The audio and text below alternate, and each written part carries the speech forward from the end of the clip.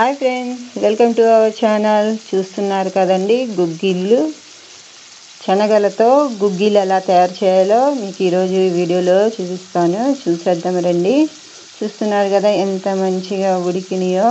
ఇలాగా చేయాలంటే ఏం లేదండి, ఈజీగా చేసేయచ్చు మనం. అలాగే చూస్తానండి, శనగలు, పచ్చి శనగల్ని నేను ఒక గ్లాస్ తీసుకున్నాను. వీటిని 8 గంటలు నానబెట్టానండి. నానబెట్టిన తర్వాత చూస్తున్నారు కదా ఎలా నానినాయో.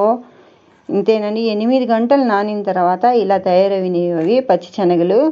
నానబెట్టుకున్న వాటిని కుక్కర్లో వేసుకొని, ఇలా కుక్కర్లో వేసుకున్న తర్వాత కొంచెం సాల్ట్, ముందుగానే సాల్ట్ కలుపుకుంటే ఉడికేటప్పుడే వేస్తే మంచి టేస్ట్ ఉంటుందండి. ఉడికిన తర్వాత వేస్తే అది శనగలకి పట్టుకోదు, అందుకే టేస్ట్ ఉండదు. అందుకని ముందుగా వేసుకొని ఒక చిన్న గ్లాస్ వాటర్ పోసుకున్నానండి. వాటర్ పోసుకున్న తర్వాత కుక్కర్లో వేసుకొని మూత పెట్టి ఒక 3 విజిల్లు వచ్చే వరకు నేను విజిల్ వేయించుకున్నాను. అది చల్లారిన తర్వాత చూస్తున్నారు కదా, దీని లోపల గ్యాస్ లేదు. అప్పుడే ఈ మూత ఓపెన్ చేయాలి. ఎలా మంచిగా ఉడికిందో చూడండి. ఇలాగా ఉడకపెట్టుకోవాలండి.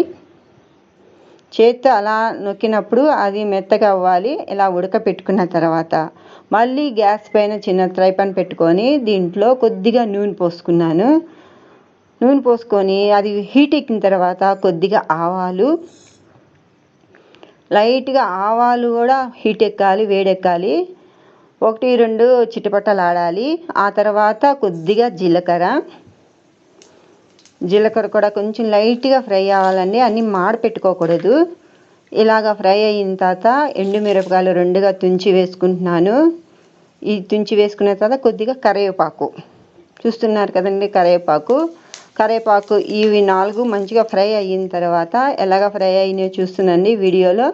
చూస్తున్నారు కదా, ఇలాగ ఫ్రై అయిన తర్వాత మనం ముందుగా ఉడకబెట్టుకున్నాం కదండి శనగలు. ఉడికిన తర్వాత దానికి గుగ్గిళ్ళు అంటాం మనం. ఆ గుగ్గిళ్ళని దీంట్లో వేసుకుంటామేనండి. ఇలా కలుపుకోవాలి, గంటితో మొత్తం కలపాలండి. మీకు నచ్చినట్లయితే లైక్ చేయండి, షేర్ చేయండి, సబ్స్క్రైబ్ చేసుకోండి.